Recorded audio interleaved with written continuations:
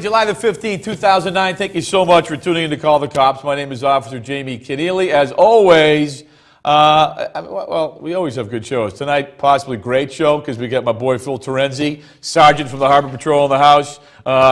Get to Phil in a second because we're going to talk about, obviously, water safety. But we do have some video we'd like you to take a look at. And in addition to water safety, Phil, or Sergeant Terenzi, will also be talking about some issues over at the Savin Hill, Malibu Beach area. Apparently, we got a little bit of a little thievery going on over there. Some of the members of the Savin Hill Yacht Club, okay, are telling us they're having some of their engines stolen. I didn't know Savin Hill had a yacht club, but Phil is going to fill us in. But we have an advisory we'd like to tell you about. Engines, gas tanks, I think even some fuel being stolen. And again, Sergeant Terenzi's in the house, and if you know anything about it, he wants to hear from you. All right, I got to tell you about this. These are pictures taken from this past Sunday's Boston Globe. You're looking at my main man, Dave Estrada, who works with me up in media relations. Dave is just flat out, he's just a great kid. And if you saw the story, an inspirational guy as well. He's a member of the country's first full-body rowing program, which is taking place at the Spalding Rehab. Dave is playing an integral role. And I want to say, hey, you know, if you didn't see the article, get it. Congratulations also to all the officers recently honored at the Commissioner's Commendation Ceremony. The award obviously is given to officers who display exceptional dedication and devotion to duty. So congratulations. I guess over 50 officers were awarded the Commissioner's Commendation. Good guys, good women, good people doing some great stuff. Junior Police Academy. Can you believe it? Yeah, it's back. They recently stopped by Boston Police Headquarters to talk to Superintendent William Evans. Junior Police Academy, for those of you who don't know, it's a one-week camp, all expenses paid for kids between the ages of 8 and 12, and they do a great job taking the kids all over the city. We cut up to Danny Long. Now, Danny's the youth service officer out of East Boston. He says the camp is a great way for kids to spend part of the summer. Danny, what do you I think it's a great program that the police department started years back, and I think it's important for the kids, number one, to get to know the police officers and to get to know how the police department works, and gives them a good understanding that the police are there to help them, and by the end of the week, they get a good feel. Thank you, Danny. All right, community alert, everybody. I know we showed this to you a couple weeks ago, but we're still looking for this guy. We need your help in our efforts to locate and identify the individual seen here on the screen. He's a black male with a full beard, and he is wanted in connection with several armed robberies in the areas of, well, in Boston, of course, also wanted in connection with our armed robberies in Cambridge and Somerville. If this guy looks familiar, take a look. If he looks like somebody you know, please call Crime Stoppers or text a tip to crime. All right, a couple weeks ago or a week ago, this was the scene. Car safety seats being passed out at the Boston Police Warehouse over at Hyde Park. Officers from our job, the Boston Police Department, as well as members of the state police, got together to give out and install car seats for kids. Talked to Sergeant Mike O'Connor. He tells me they gave out over 50 seats, which is pretty impressive. And they also inspected and readjusted about 30 more. Sergeant O'Connor says it's all about prevention. All of us as police officers, you, myself, and others, we've all responded to car accidents. And a car accident is a bad thing to respond to. But when a child is involved, and you see it's a young child who wasn't in a car seat, or wasn't in a car seat that was properly installed, and they get thrown about the car, or even, God forbid, get thrown outside the car, it really makes you wonder. This could have been prevented. This particular injury to the child might have been prevented.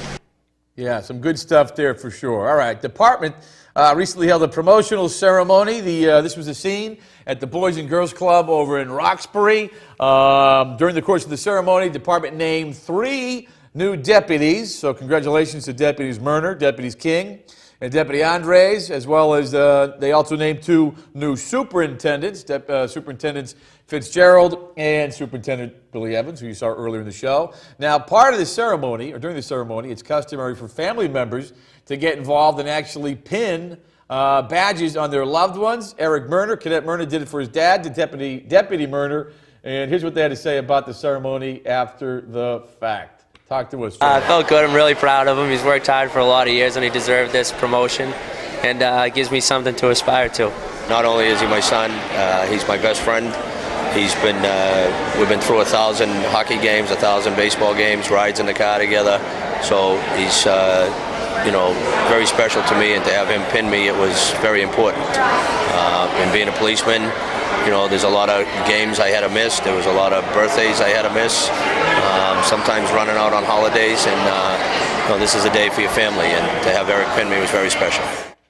Good stuff for sure. Thank you, Deputy Murner. Okay, Teddy Hendricks. You're taking a look at Teddy Hendricks. Teddy is in special operations, and let me tell you about Teddy. He's probably seen hundreds and thousands of people cross the street in the city of Boston.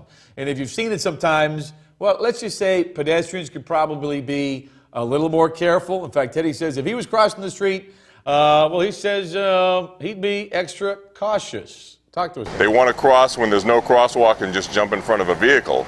And it's important that they pay attention to what they're doing, because sometimes drivers are on the phone or they're sitting there addressing their information, trying to look at a GPS or a map. Sometimes they drop something in their lap and they just look down for a second, but it only takes a second to cause an accident like that, and the pedestrian's going to lose. Yeah, car versus pedestrian, not good odds for the pedestrian. All right, question came up this week about private citizens boarding Boston police boats. Let me just cut to it quick. The boats on occasion are used for purposes of public relations, and nobody boards a boat without permission, first things first. And some of the people in the past who have boarded the boats, how about the Cops for Kids with Cancer, a phenomenal organization, obviously designed to look after look after kids with cancer. Junior Police Academy, young kids again on the boat. Explorer program, young people again on the boat. The boat is used at times, again, to further educational interests of young people, and again, it's a great public relations tool. So the question came up, and let me tell you right now, it's a privilege that's far from abused. It's often utilized, and utilized in a responsible way, and anybody would have you thinking otherwise, I don't want to talk to that person. All right, enough of that. That's my rant of the day. I'm not happy about that situation. Sergeant Terenzi. A man right here. If we get time for 2-shot, where is he? Terenzi once, Terenzi twice, 3 times. Hey, thank you for having me, Jay. Always a pleasure. I don't know why I haven't had you in here more often. I know it. You Yeah. always say that. I know. This time of year, we'll really get out in the public Well, that's with it. the season coming in, the boating season, 4th of July. Water safety, 4th of July. I want to get to the stuff we talked about at the top of the show. Sure. This advisory at the 7 Hill Yacht Club. 7 Hill Yacht Club, yeah. What's going on? It actually started at the end of last year. Towards the end of August, beginning of September, we noticed a couple of engines were stolen off the back of boats that are moored out in the 7 Hill Yacht Club mooring field. We took the reports down. There was about 3 or 4 of them, and we made note of them, and then all of a sudden they died off. We contacted some of our partner agencies out there, the surrounding towns, and let them know that we had, more than 2 is like kind of unusual. Right. So, and all of a sudden, at the beginning of this year, in April, we started getting a couple of more. And when we got to 3, we realized that we had a problem. Okay. And we contacted all our neighboring towns once again. We contacted the Boston Regional Intelligence Center. We had them put out an advisory. We're up to like 9 engines this year. So there's engines being stolen. There's some. There was a generator stolen off the back of a boat. And like you said, there was some fuel that was siphoned out of boats. So this seems to be starting to be a huge issue for us. And so we decided to put out the advisory and to try and get more help and trying to solve this issue. People thinking about it because why steal an engine? Well, believe it or not, engines are expensive. And you can.